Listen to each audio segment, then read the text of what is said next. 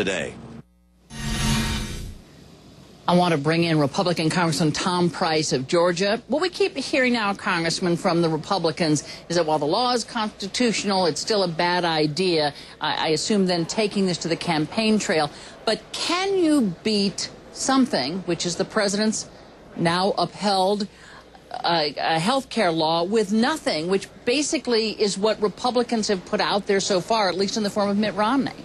Well, it's a good talking point, Kathy, but the fact of the matter is, as Chief Justice Roberts said today, that it is not the role of the court to protect the people from their political decisions. And this was a political decision that was made. We have positive solutions to all of the challenges that we face in the area of health care that don't require putting Washington in charge.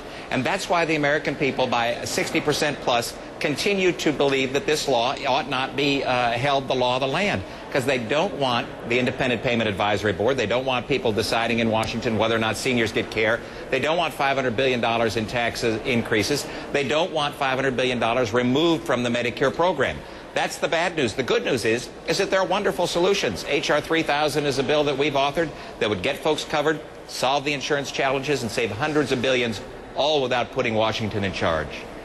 Congressman, the numbers that you cite here, we always have to put a caveat in that, and that is to say that some people say they don't like the law because it didn't go far enough, not because they were against the individual mandate. They just didn't think it went far enough. So it does not seem like totally sound political turf for Republicans to venture out in this election year. Well, we're happy to have that debate. What the court said today is that the law was constitutional because it was a tax. That's not what the president said when he introduced the bill. But what the court said was that it's okay because it's a tax. The debate that we're happy to have is that our friends on the other side of the aisle want to tax what you do. They want to tax even what you don't do. We don't believe that increasing taxes at this time in this nation's history is a wise idea for the economy. It destroys jobs. It harms businesses. And we don't believe that having this bill in place is a wise idea for health care. As a physician, I can tell you that this destroys the quality of health care in this country. It decreases accessibility and increases the cost. Those aren't the things that the American people want, which is why we're happy to have this political debate as we move into the fall. Congressman, setting aside what the Republicans in Congress on the House side as well as the Senate side have proposed as alternatives, albeit not sort of a holistic plan, but certainly there have been ideas up there. Do you think, looking at Mitt Romney as the person who is leading the party in these elections this year, do you think that he can get by without offering something of a Republican alternative? Is it enough to just say this is a bad idea, Obamacare is a bad idea, and we need to repeal it?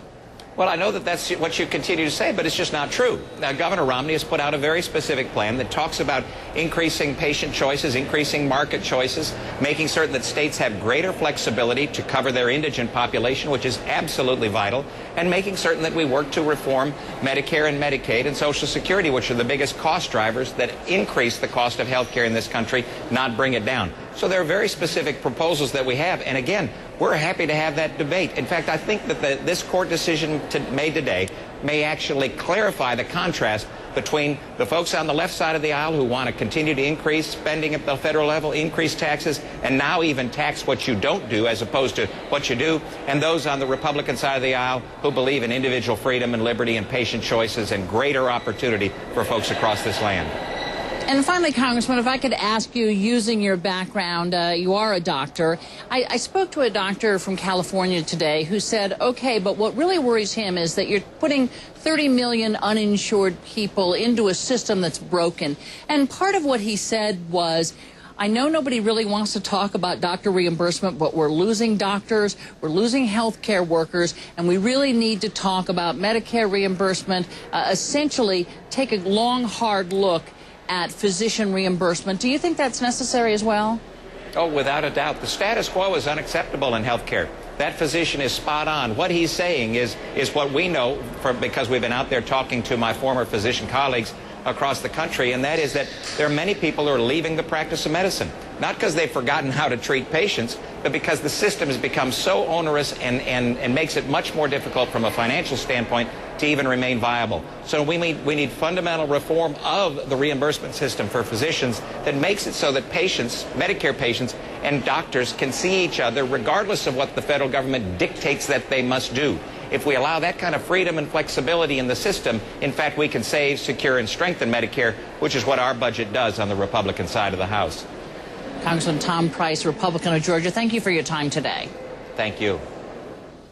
Want to bring